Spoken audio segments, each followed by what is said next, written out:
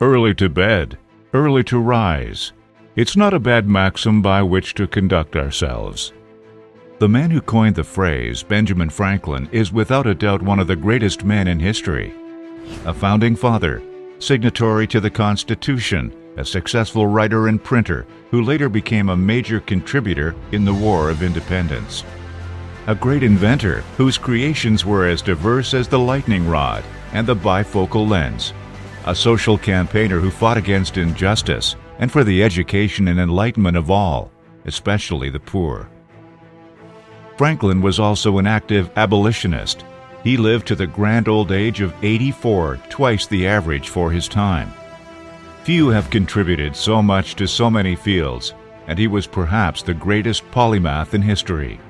But how could one man fit so much good into his life? A problem Franklin solved masterfully. He would seek to achieve moral perfection, a task he considered both bold and arduous, and therefore for Franklin extremely appealing. To meet this challenge, Benjamin created his 13 virtues, guides through which to live one's life. First was to show temperance, moderation in what we consume. He endeavored not to waste words and to say only what needed to be said. He called his virtue silence.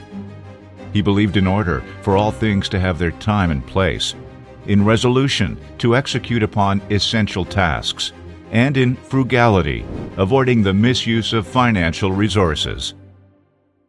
Industry was next, which meant to focus time and attention only on the most important.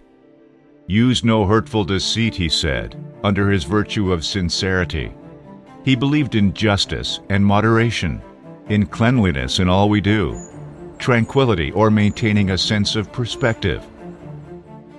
His last two virtues were chastity, the importance of which he learned from experience, and humility.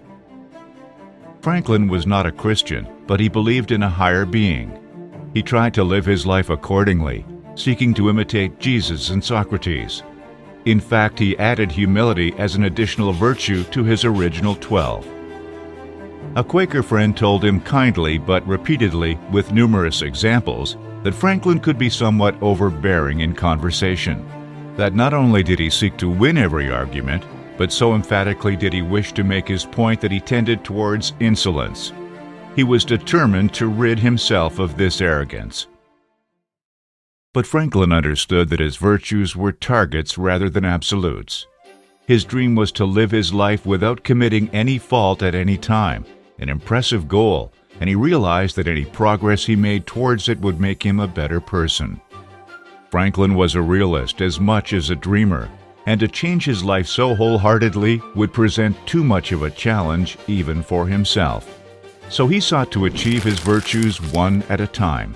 He created a chart on which he could record his failings and focused on one virtue for each week. Whenever he wavered, he would restart the week again and persisted until he could adhere to the virtue for a continuous 7 days. His aim was to gradually reduce his failings, and although to begin with he found so many that he wore away the ledger in which he recorded them, gradually they became less and less commonplace. Franklin stuck to his task, occasionally breaking from it and returning anew. Soon he found he could take a week off, then a month, then a whole year, and needed only occasional returns to his goals to maintain his search for moral perfection. He used these guidelines to organize his days, maximizing productivity in every moment. He rose at 5 after sleeping with the window open, something frowned upon in those times. He breakfasted early and worked until noon, at which time he ate his main meal of the day. He worked again from 2 until 6. Then he ate lightly before spending the rest of the evening reviewing his day, talking and relaxing. He retired promptly at 10. Even in our modern times, we can see that this is an efficient way in which to live one's daily life. Before going to bed, he set an important daily question to answer. What good have I done today? He would ask of himself. Of his virtues, order was the one he found hardest to achieve. He learned that he could not control the lives of others, and where they interacted with him he must bend and sway towards their own needs. Temperance, too, in later life became a challenge.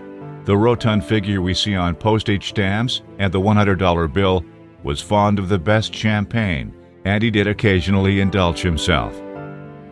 Franklin stated with a touch of understandable pride that once he acquired his virtues, he did not utter a single dogmatic statement for the remainder of his life. Benjamin Franklin was truly a great figure, one who gave so much to his people.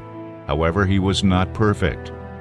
Perhaps his greatest strength is, although he had his weaknesses, he recognized them and promptly sought to address them.